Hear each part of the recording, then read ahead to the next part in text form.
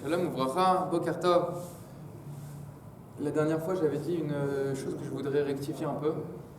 C'est que le Rambam, il a dit voilà, je vais parler du sujet que je voulais traiter. Et j'affirme que Triat Hametim, c'est effectivement le retour de l'âme dans le corps une fois que le corps a subi la mort. Et j'avais dit et on avait lu les lignes où le Rambam il dit que cette chose-là, c'est quelque chose qui est connu, répandu et basé très profondément et très fortement dans le peuple d'Israël. Et j'avais fait un rapprochement avec une notion dans le Rav Kook qui s'appelle Ruach HaUma, si vous vous souvenez. Et ce que je veux dire, c'est que comment dire, avec un nouveau regard, enfin avec un regard plus exact. Maintenant, je pense que évidemment, c'est pas ce que le Rambam il voulait dire. L'idée que j'ai exposée, elle est véritable, mais c'est pas l'intention du Rambam. Le Rambam, il veut juste dire, nous, on a une tradition, et elle fait l'unanimité. Donc c'est quelque chose qui est véridique et qui est basé. Mais il fait pas référence à l'idée qui est vraie que j'ai exposée, qui est celle du Rav Kook. Le Rav Kook, il dit que, si vous vous souvenez, le Rav Kook, il dit que l'instance qui décide qu'est-ce qui fait partie de la Torah et qu'est-ce qui ne fait pas partie de la Torah, c'est le souffle du peuple, c'est l'histoire du peuple. Le phénomène historique, il fait qu'il y a des choses qui restent et qui s'installent dans la vie d'Israël et des choses qui sont éjectées du corps. Comme un corps étranger est éjecté d'un corps biologique, il se passe la même chose pour la vie d'Israël. La vie d'Israël, c'est quelque chose qui s'affirme, qui se dessine au cours des générations. Et quand on analyse la vie d'Israël, on voit qu'il y a des choses qui font partie de la majorité des générations. Ça veut dire que ça fait partie intrinsèque de la vie d'Israël. Il y a des choses qui sont éjectées. C'est une idée qui est très vraie, et c'est une idée qui a été développée par le Rav Kook, mais ce n'est pas ici les propos du Rambam. C'est ça que je voulais rectifier. Et donc dans la suite du texte,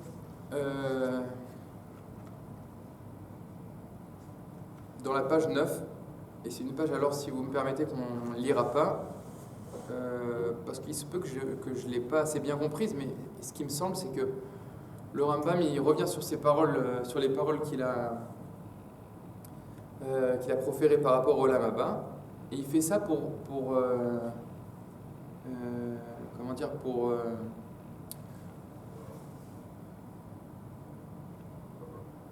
comparer avec ce qu'il pense par rapport à Triat Hametim.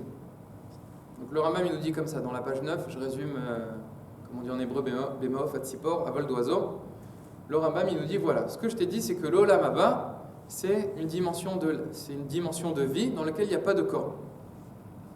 Et le Rambam il revient sur son explication, il dit pourquoi est-ce qu'il n'y a pas de corps dans l'Olam Haba, et pour la simple et bonne raison que, et là il explique ça un peu plus en détail. Il dit pour la simple et bonne raison que tous les membres du corps, ils ont un seul et même but, assurer la vie économique. J'ai des pieds pour aller travailler, des mains pour forger, un estomac pour digérer, des yeux pour voir où je vais, etc. Tout ça c'est pour assurer, en gros, et il y a aussi les parties génitales pour se reproduire. Et tout ça c'est pour pérenniser la vie humaine. Tout le corps, c'est pour cela. Et ça, c'est dans un corps où il faut manger, il faut boire. Mais une fois que, si on vit une dimension de la vie dans laquelle il n'y a pas de nécessité de se nourrir et de s'assurer une sécurité économique. Quand il n'y a pas toutes ces nécessités-là, alors le corps, il est en vain. Et c'est impensable de prêter à Dieu une intention qui est vaine, de nous donner un corps dans l'Olam Haba alors que ça n'a aucune utilité. C'est absurde. Et pour quelqu'un comme le Rambam et pour quelqu'un de grand intellectuellement, c'est impensable. Il n'y a pas d'absurdité dans les voies divines. Et le Rambam y revient sur son affirmation que s'il y a des gens qui pensent comme ça, c'est parce que ils ne font pas partie des Chachamim. Ils ont une tendance à dire que ce qui existe véritablement, c'est ce qui est corps, c'est ce qui est matériel. Alors que c'est l'inverse qui est vrai, plus quelque chose est spirituel, plus quelque chose est séparé de la matérialité, et plus plus il fait partie de ce qu'on appelle le Netzach, l'éternité, et il est loin de ce qui est éphémère. Et alors si vous vous souvenez bien, depuis le début de la lettre, le Rambam il a dit plusieurs choses importantes qui sont très importantes pour comprendre la suite. Le Rambam il nous a dit, c'était une ligne ou deux dans tout ce qu'on a étudié, que celui qui dit que Kadosh Baruch Hu il a un corps, où il a attrait à une certaine humanisation, ou je sais pas comment on dit exactement, où il est incarné il n'y a aucune possibilité d'accepter cette chose-là. Ça, c'est quelqu'un qui est véritablement proche de l'hérésie, et c'est quelque chose de chameau, de penser une telle chose. Mais il nous dit le Rambam, il avait dit le Rambam, que si tu me dis, moi je ne suis pas d'accord, il dit le Rambam, mais si tu veux prétendre que dans l'Olam Haba, il y a un certain corps, ou que les malachim, les anges, ils peuvent avoir une apparence corporelle, ils peuvent se dévoiler dans un corps, c'est pas chamour comme dire que Akadosh Baruch Hu, il a un corps. On va pas faire un chérem contre toi et crier sur toi, etc. Ça, on n'est pas d'accord. Mais on ne prend pas les armes intellectuelles contre ce phénomène-là, s'il y a des gens qui pensent comme ça. Par contre, il va nous dire le Rambam, pour Triat Ametim, alors ça c'est vraiment refuser l'idée que l'âme réhabitera à nouveau le corps, ça c'est une idée qui amène à l'hérésie. Donc ça, le Rambam dit ça c'est oui chamour. C'est pour ça qu'il met à l'opposé l'Olam Haba et Triat Ametim, pour dire dans l'Olam Haba, moi je te dis qu'il n'y a pas de corps. Mais si tu dis qu'il y a un corps, c'est pas chamour comme dire qu'il n'y a pas de Triat Ametim. C'est ça la direction du Rambam. C'est pour ça qu'il nous dit à la page 10 Ve'omnam Asher nakri shoto. Donc quelqu'un qu'on s'efforcera à contredire fortement. Ve'anachnu mitnakim mimeno. Et on dit nous on n'a rien à voir avec cette idée-là. Et la shamitale.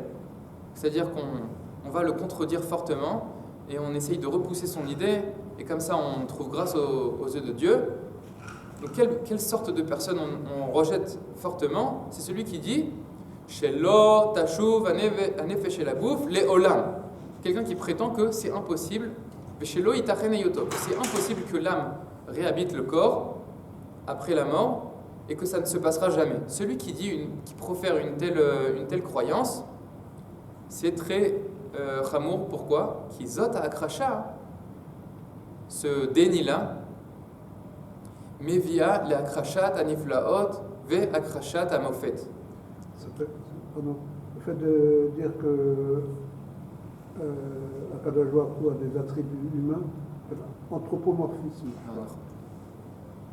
Alors ça c'est chamour. Et qu'est-ce qui est chamour également? C'est prétendre dénier le fait qu'il y a une notion comme ça, la notion de Triat Ametim, et qu'un tel phénomène puisse se passer. Celui qui rejette complètement Triat Ametim, alors ça c'est une akracha qui amène à refuser toute l'idée de miracle dans la Torah et dans le monde.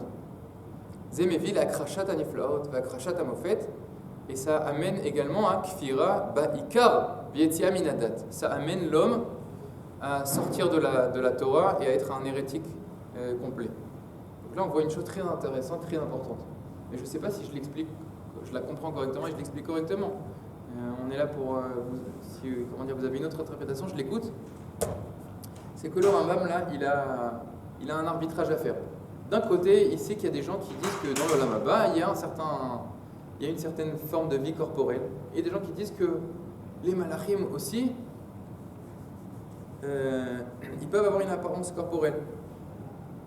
Donc il y a des gens qui, pour le Rambam, ne comprennent pas tout ce monde-là du spirituel et du matériel. Ils ont une erreur à propos de ces choses-là. Et il y a des choses assez abstraites qui ne sont pas claires pour ces gens-là. Et le Rambam, il dit ça, je peux entendre. C'est-à-dire, je ne suis pas d'accord du tout, mais c'est pas chamour pour moi, comme quelqu'un qui qui dit que l'âme ne repénétrera pas le corps à nouveau. Ça, c'est oui, très chamour. Pourquoi? Parce que ça amène à kfira baïka. Ça amène à rejeter toute l'idée de toute possibilité qu'il puisse y avoir des miracles dans le monde. C'est-à-dire que nous, on connaît par exemple, il y a un peuple, et on essaye de comprendre qu'est-ce qui va se passer dans le futur. Et ben, on peut d'ores et déjà dire qu'il y a une chose qui est sûre et certaine dans ce monde-là, c'est que toute personne va mourir à un moment ou à un autre. Ça, il n'y a aucun doute. C'est ça le cours. C'est comme ça que la vie se dévoile, et c'est comme ça que l'histoire se dévoile. Les hommes meurent, les civilisations meurent, etc., etc. Le point final de toute vie, en général, dans ce monde-là, tel qu'on le connaît, c'est la mort.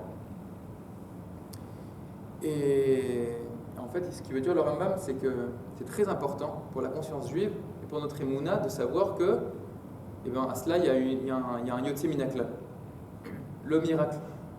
Il y a des choses qui sortent des lois du déterminisme naturel. Il y a des choses qui sont en dehors de cela. Et c'est possible. Celui qui rejette dans son âme l'idée de Triat Hametim, il se ferme à toute cette possibilité-là, à toute cette dimension-là. Et ça veut dire, c'est pas marqué dans le Rambam, mais pour moi c'est ce que ça veut dire en tout cas. Quand je lis le Rambam, c'est comme ça que je lis les choses. Que quelqu'un ne comprenne pas comment ça marche le monde spirituel, et qu'est-ce que c'est que le Olam Haba, et qu'est-ce que c'est que les Malachim, qu'est-ce que ça veut dire? C'est pas un Chacham. Ok, c'est pas un Talmid Chacham. Mais que quelqu'un refuse l'idée que le Kadosh Baruch Hu, il dirige l'histoire, et qu'il a son mot à dire même sur le déterminisme naturel, qu'il peut prendre le déterminisme naturel et le mettre entre parenthèses pour que les bénis israéliens sortent d'Égypte, que Akadosh Baruch Hu il intervienne dans l'histoire, et que Akadosh Baruch Hu il est au-dessus des lois de la nature, celui qui ferme son âme à cette appréhension-là des choses, ça c'est Kfira Baïka. Ça, comment dire, que quelqu'un il a un problème avec le monde abstrait et avec des choses très lointaines, ça on peut l'excuser. Mais que quelqu'un ne comprenne pas le rapport qu'a Kadosh Baruch Hu avec l'histoire et avec le monde qu'il a créé, ça c'est une erreur dans quelque chose qui est proche, et ça c'est comment dire, ça détruit les bases du Tanar. Parce que la base du Tanar c'est que il y a de l'histoire, il y a une intervention divine.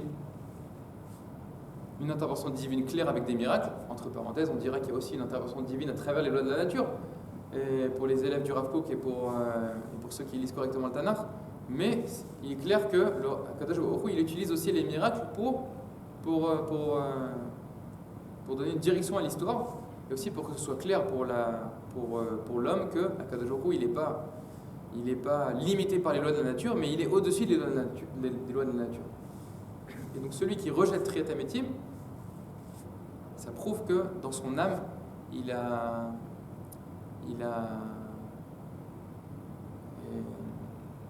atrophié la possibilité même que ses oreilles soient ouvertes à tout ce qu'on appelle miracle, nissim, et intervention divine, etc. Là, c'est pour ça que le Rambam il dit ואומנם אשר נכחיש אותו ואנחנו מתנקים ממנו אל השם יתעלה הוא המאמר ושלא תשוב הנפש אל הגוף לעולם ושלא ייתכן היותו.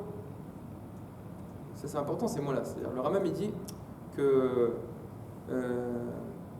la personne dont on parle, elle ne dit pas que seulement que ça ne va pas se passer. Elle dit que c'est pas possible que ça se passe. Chez Zot Akrasha, pourquoi c'est quelque chose de chamour? Chez Zot Akrasha, mais via la krashat aniflot, la krashat amofet, kfira ba'ikar v'yetzia minadat. Velazé narshov triat hametim mi pinot haTorah. C'est la raison pour laquelle il dit le Rambam, je statue que la résurrection des morts, c'est un fondement de la Torah, c'est un des socles de la Torah. Ve'en bidvarenu klal ma sheori ala krashat shuv nefesh laguf. Et donc tu pourras pas trouver dans aucun de mes écrits, dit le Rambam, une ligne qui pourrait affirmer qu'il n'y a pas de Triat Hametim. Aval, ma chéori, allez franc, si tu lis correctement mes ouvrages, tu verras que c'est l'inverse. Que dans Akdama la Perikrelek et dans le Mishneh Torah et dans Yad HaChazaka, j'ai affirmé qu'il y a Triat Hametim et que c'est un fondement de la Torah. Ou Mish Irtse, Vifra, Ledaber Alenu Sara, ou Leachas Lanu Da'at, Shelo Na'amineu, Kmo, Shershedu Anekim Averot. ויפרש דברנו בפירוש רחוק עד שיכריע לכף חובה Hu atid liten et adin. Et celui qui interprétera mes paroles. Et ce que j'ai écrit dans mes ouvrages. Pour dire que le Rambam, apparemment, il n'a pas véritablement foi en Triat Emetim, il faudra que cette personne-là rende des comptes à Kadosh Baruch Hu. Et à Kadosh Baruch Hu, lo mishpat kol ish rasha choshet biksherim. À Kadosh Baruch Hu, il sait comment faire la loi face à une personne qui soupçonne des gens qui sont kshérim. Velo itachen la adam she'ite achar za'berur. Une fois que j'ai expliqué tout cela, l'erreur n'est plus possible, dit le Rambam. Personne ne peut dire que anachnu na'amin shikol tret emetim sheba mikra mashal. Personne ne peut dire maintenant, une fois que j'ai écrit cette lettre, personne ne peut dire que le Rambam il dit que quand il y a des psukim qui parlent de tret emetim, le Rambam il pense que c'est un mashal, une métaphore. Non, je t'ai expliqué en long et en large dans Daniel, le pasuk de Daniel, qui dit Verabim yishne admat afar yakitsu. Et beaucoup de ceux qui somnolent dans la terre se relèveront, se réveilleront. Le Rambam il dit ça, c'est pas un mashal, c'est le pshat. Le pasuk de Daniel il dit il y aura triat emetim. Donc on ne peut plus me dire que. Alors Rambam il pense que tous les psukim qui parlent de triat emetim c'est des métaphores. Non. Parmi tous les psukim qui parlent de résurrection, il y en a qui sont véritables, comme le pasuk de Daniel. Et il y en a qui sont mashal, il y en a qui sont des métaphores. Et il y a aussi des psukim où on ne sait pas si c'est si ça prend au pied de la lettre ou si c'est une métaphore. Donc là, le Rambam, dans la suite du texte, il veut nous dire la chose suivante. Donc on a dit que le pasuk de Daniel, le Rambam, il dit que ce pasuk-là, on ne peut pas dire que c'est une métaphore. Et le Rambam ici, il essaie de répondre à une personne qui dirait oui, mais c'est un pasuk. Alors c'est pas très sérieux, c'est un pasuk dans Daniel où là tu dis le Rambam, ça c'est sûr que c'est Emet. Mais qu'est-ce que tu fais de tous les psukim où c'est des métaphores? C'est pas très sérieux. Alors le Rambam dans la suite du texte, je saute quelques lignes, il dit Ve'ata yodea shezichron pinat ha'ichud u'omro Hashem echad lo nichbal batorah. Il dit le Rambam ça je vais pas m'efforcer maintenant de dire que il y a plus de psukim que ce que tu crois qui traitent de triat emetim, sans utiliser de métaphore. J'ai pas besoin, un pasuk ça me suffit, dit le Rambam. Nous on dit que Kadosh Baruch Hu il est un, pas seulement qu'il y a un Dieu, que Dieu est un. Et il y a un seul pasuk qui dit ça. Shema Yisrael Hashem Elokeinu Hashem Echad. Pas besoin de plus. C'est dans la Torah, ça. Ok, Daniel pour lui c'est. Même pour tout le monde, je veux dire, il n'y a pas le même niveau de la Torah. Ça, il ne traite pas de ce sujet-là, le Rambam. Une fois que ça fait partie des Nevi'im, de la Nevoa, de la prophétie, pour le Rambam c'est émettre la Chaloutine. Même chané que c'est dans le Chumash ou dans Daniel. Et Ata yodea shezichron pinat ha'ichud u'omro Hashem echad lo nichpal batorah ve'achar shematzanu divrei hanavi shelo yisbelu beze perush shiskor shuv hanefesh laguf. Donc une fois qu'on a trouvé un pasuk dans le prophète où on est sûr que, il va expliquer le Rambam pourquoi dans la suite de la lettre, c'est pas interprétable en disant que c'est une métaphore, alors c'est bon, ça nous suffit. Achar shematzanu divrei hanavi shelo isbelu beze perush shiskor shuv hanefesh laguf. Et le pasuk qui reflète, il traite de la résurrection des morts. Gvar odia asipur hanevoui bazeh. C'est bon, la prophétie elle nous annonce triat hametim. Velo tosif hamitat asipur bazeh kshetasim kol milat tria sheba bamikra le shuv hanefesh. Et maintenant on n'a pas besoin, ça nous rajoute rien que on prenne tous les endroits où dans la Torah on parle de tria et on dise ça parle de la résurrection des morts. Non, un pasuk ça nous suffit. Veloter saramitat asipur kshetasim ktsatam okula milvad pasuk echad mashal. Et ça nous enlève rien si on rajoute des psukim de la Torah dans la catégorie de métaphore. si on rajoute des psukim qui parlent de résurrection dans la catégorie de métaphore. Ça ne nous enlève rien, nous, ça nous suffit un pasuk, il dit le Rambam. Je dis juste entre parenthèses que, est-ce que vous avez compris en hébreu qu'est-ce que signifient les mots Va'achar shematzanu divrei hanavi shelo isbelu beze perush. Le Rambam il nous dit dans ces mots-là, il dit ça nous suffit qu'on a trouvé dans la prophétie un pasuk ou des paroles qui relatent de la résurrection des morts. Alors le Rav Shilat dans les commentaires, il dit qu'est-ce que c'est que chez Matzano divrei hanavi.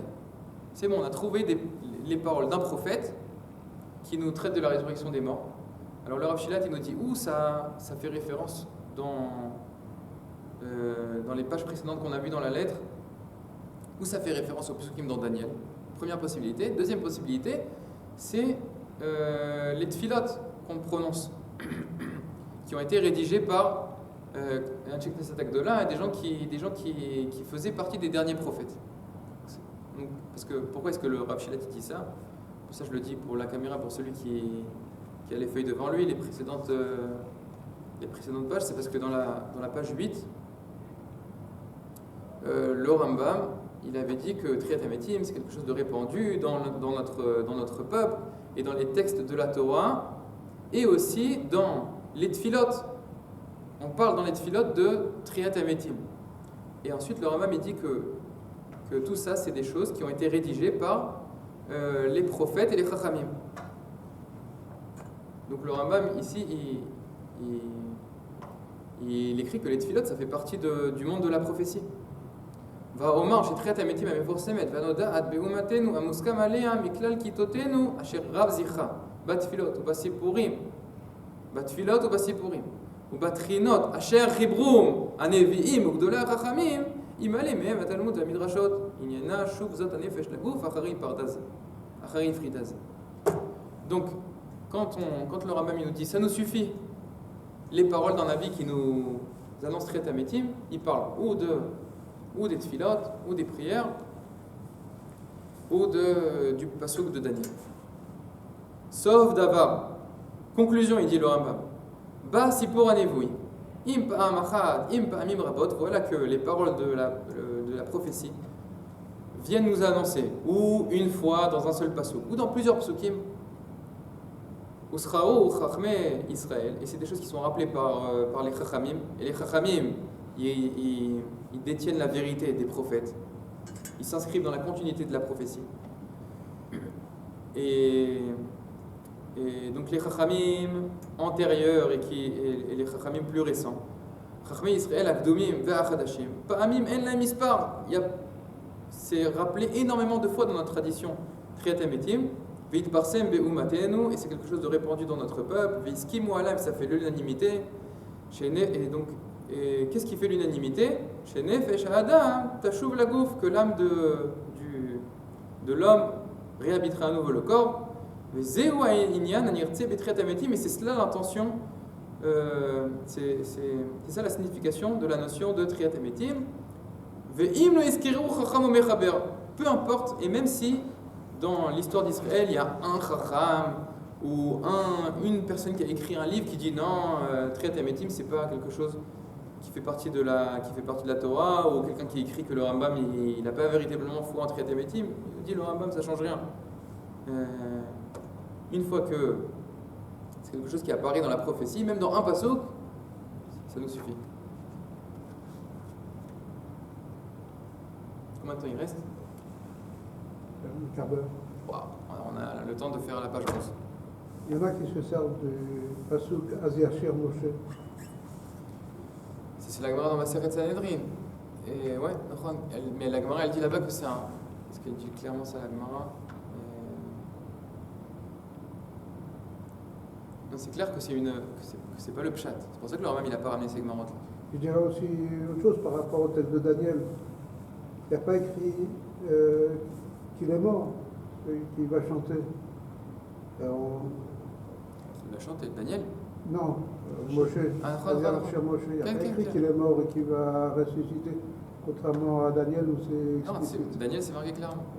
Mais la Gemara, elle ramène plein d'autres exemples. Elle ramène Azivne Yoshua Mizbar Hashem. Oui, mais pareil. C'est pas écrit il est mort, Non. il va se réveiller. D'ailleurs, dans la suite de la lettre, le Rambam il va expliquer pourquoi est-ce que dans la Torah, on ne parle pas de Triat Hametim. Il va expliquer aussi. Top. Ensuite, le Rambam, maintenant, il fait référence à une autre accusation qui lui a été faite, et pour prétendre que le Rambam n'a pas véritablement foi en Triat Hametim. Et c'est les paroles du Rambam à propos de Mashiach dans Ilchot Melachim. Ugvar sipku gamken anashim bidvarenu besaf achibur. Bemakom shamarnu davar ze leshono. Donc il y a une accusation qui nous a été faite dans les paroles que j'ai écrites, il dit le Rambam, dans Mishneh Torah. Qu'est-ce que j'ai écrit dans Mishneh Torah? Al ya'ale al da'atra, ne pense pas une telle chose, il dit le Rambam, que le Melech HaMashiach, que le roi Mashiach, il doit faire des miracles pour prouver qu'il est le Mashiach. Il n'a pas besoin de faire des miracles et d'apporter des nouveautés dans le monde, de changer le cours normal, naturel du monde. Et il n'a pas besoin non plus de faire revivre les morts. Okay?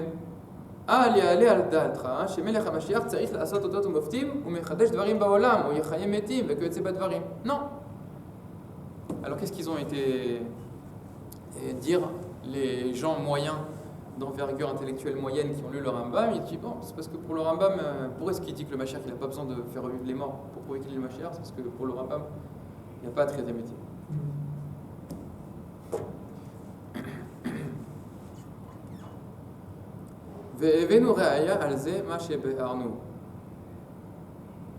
Et donc, il dit le Rambam, dans mon ouvrage, dans Mishneh Torah, j'ai prouvé pourquoi est-ce que le Melech HaMashiach il n'a pas besoin de faire des miracles. Donc,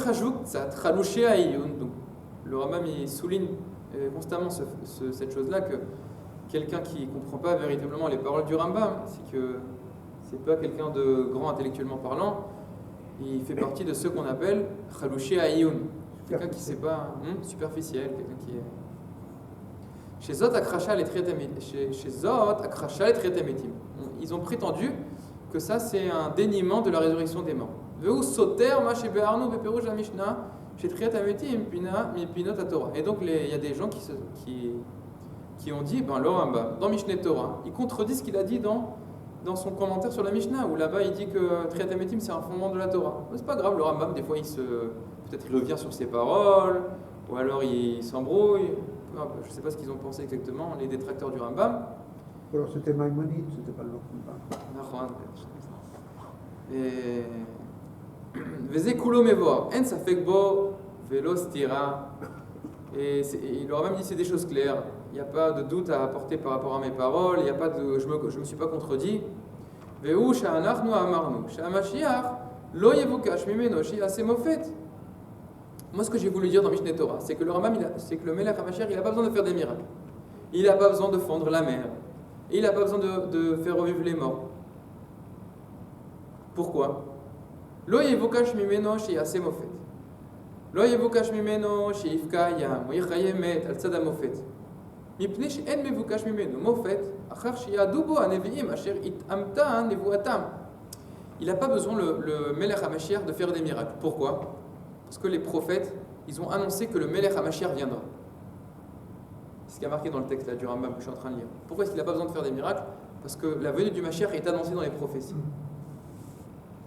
Et ce qui veut dire le Rambam, si j'ai bien compris, c'est que si la prophétie, elle fait pas référence au Melech HaMashiach, alors il y a quelqu'un qui vient et qui délivre le peuple d'Israël. Et sa venue ne nous a pas été annoncée. Donc, qu'est-ce qui me dit que tu viens véritablement nous délivrer, apporter quelque chose dans la vie d'Israël qui me dit que ce Messie-là est authentique?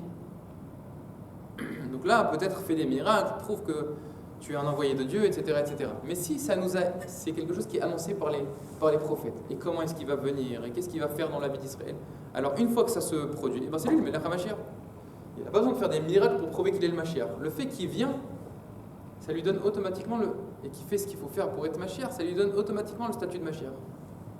Il n'a pas besoin de faire des miracles pour prouver qu'il est le Mashiach. on nous annonce qu'il y aura quelqu'un qui sera le roi d'Israël, qui ramènera le Beth Amikdash, qui rassemblera les exilés, etc. Fais ça, c'est toi le Mashiach. Qui fera les guerres. Qui fera les guerres d'Israël, etc. et qui les réussira. Velo yitrayev misa ma'amar. Et donc il n'y a rien qui indique dans mes paroles. Chez Hachem, lo yitrayev etim. Il n'y a rien qui indique dans mes paroles que Akadosh Baruch Hu ne fera pas revivre les morts quand il le voudra, et il fera revivre les morts qu'il voudra. Que ce soit dans les temps du Messie, ou avant la venue du Messie, ou après la mort du Messie. Velo yitrayev misa ma'amar. Chez Hachem, lo yitrayev etim. Ksheirtse. Ulemi sheirtse. Im beyime ha-Mashiach. Sauf d'avoir, conclusion. En bidvarenu bechol chiburenu. Il n'y a aucune ligne dans tout ce que j'ai écrit, dans tous mes ouvrages, qui peut occasionner le doute parmi les chachamim par rapport au sujet de Triat Hametim. Sauf d'avoir en bidvarenu bechol chiburenu ma sheisupak à la dame me'anche ayun. Qui peut voir en lui se réveiller un doute par rapport à Triat Hametim en lisant mes ouvrages, il dit le Rambam, Rak ala talmidim amatrilim. C'est juste les débutants dans le domaine de la Torah, dans l'étude de la Torah, qui peuvent se tromper. Mais les gens qui sont assidus, les grands sages, etc., mes paroles sont claires.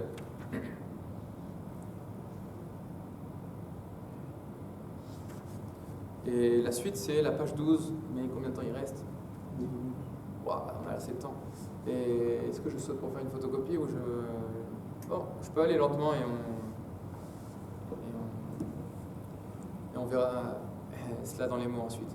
Dans la suite du texte, le Rambam, il parle de la névoie de Yeshayahu. Okay. Dans la névoie de Yeshayahu, on nous annonce que, à la fin des temps, le loup vivra avec la brebis. Vegar ze'evim keves. Et il y a des gens auxquels le Rambam il veut répondre, qui disent, alors cette névoie-là, c'est une allégorie. C'est une allégorie. Non, l'inverse, c'est vrai. C'est quelque chose qui va véritablement se produire. Il a dit Rav Fison, ça peut être vrai si on change la brebis tous les jours. Si on change la brebis tous les jours? Oui. Parce que celle d'aujourd'hui, elle sera mangée et apporter notre brebis demain. Et donc en fait, dans la première ligne, le Rambam dit comme ça: Vechen istapek alehem omrenu shema'amar Yeshaya veger ze'evim keves vegomer shu mashal. Le Rambam il a écrit dans un de ses textes que cette prophétie-là, c'est une allégorie. Ça, le Rambam il dit ça, c'est une allégorie. Il y a des gens que ça étonne. Comment ça, c'est une allégorie? Pour eux, justement, ce sera metsiout, ce sera réalité. Qu'est-ce que vous vouliez dire? Ça va aussi au fait que le fait que les peuples ne feront plus la guerre. Non, et ça aussi, c'est allégorie ou c'est... non, ça, pas forcément. Je sais pas, parce que j'ai pas lu. Je sais pas où est-ce que le Rambam il dit que cette prophétie-là est un machin. Il faudrait voir si le Rambam il parle de ça. Il parle également de ça là-bas. Et donc, ici le Rambam il nous dit que lui il dit que c'est une allégorie et maintenant il veut répondre à ceux qui prétendent que ça, apparemment, pour eux c'est plus simple de comprendre que que ce sera réalité. Vézé, il dit juste le Rambam, le fait que c'est une métaphore, c'est pas juste moi qui dis ça. Zé, lo anachnu levad amarnu. On n'est pas les seuls à dire ça. Et la kvar kadamunu lehavanat ze inyan anshe advuna min hamefarshim. Il y a beaucoup de commentateurs très sages, très grands, qui ont affirmé cette chose-là. Et le Rambam il cite deux noms. Rabbi Moshe Jikatila ve Ibn Balaam zichrono libracha zulata min hamefarshim. Donc il y a deux chachamim qui ont dit ces choses-là. Et le Rambam il les cite. Un c'est Rabbi Moshe Jikatila, parce que c'est important et parce que Chaim il demande souvent, alors j'ai vérifié, il vivait entre les années 1020 et 1080. Et le deuxième c'est Ibn Balaam, et lui il vivait entre les années 1000 et 1070. Et d'ailleurs, c'est lui qui a rédigé le piout qu'on chante dans le mois des Loul, Bezorri al-Mishkavi. Bezorri al-Mishkavi. Et donc lui, il a rédigé ce piout-là. Et il dit, et donc ces deux chachamim-là disent que Ger Vegar Zeavim Keves, c'est une métaphore. Il n'y a pas de chacham qui a dit l'inverse. Dans les contemporains du Rambam, etc., je ne sais pas. C'est une bonne question, il faut vérifier. Et le Rambam, il dit, pourquoi est-ce que moi je dis que c'est une métaphore? C'est à cause de la suite du pasuk. Ve'sof advarim yoreh alav. Ve'u omro lo yareu ve'lo yashchitu bechol har kodeshi ki mala haaretz dea et Hashem. Pourquoi est-ce que le loup il décidera de vivre avec la brebis? Parce que dans la suite du pasuk, il y a marqué que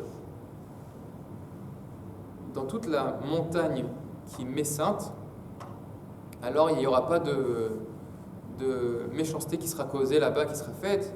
Là, il n'y aura aucune destruction. Pourquoi? Parce que la terre se remplira de la connaissance de Dieu.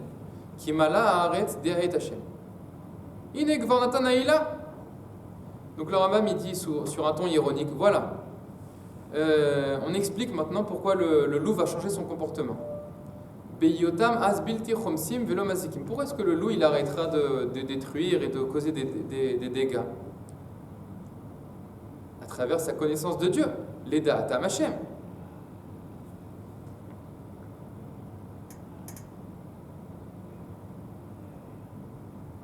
Ah, Tirou Atem, jugez par vous-même l'assemblée d'Israël.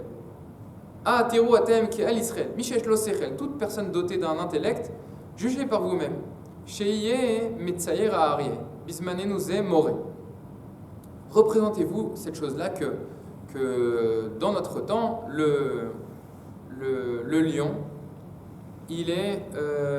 Alors, ça, Moré, il y a marqué que dans la traduction, dans le dictionnaire ici, il y a marqué que Moré, c'est Mamré. Donc, si j'ai bien compris, Kavana, le lion, il a un comportement qui est agressif, qui est dur. Comme dans Shimona Amorim. Et donc le lion, représentez-vous cette chose-là. Le lion, il a un comportement dur.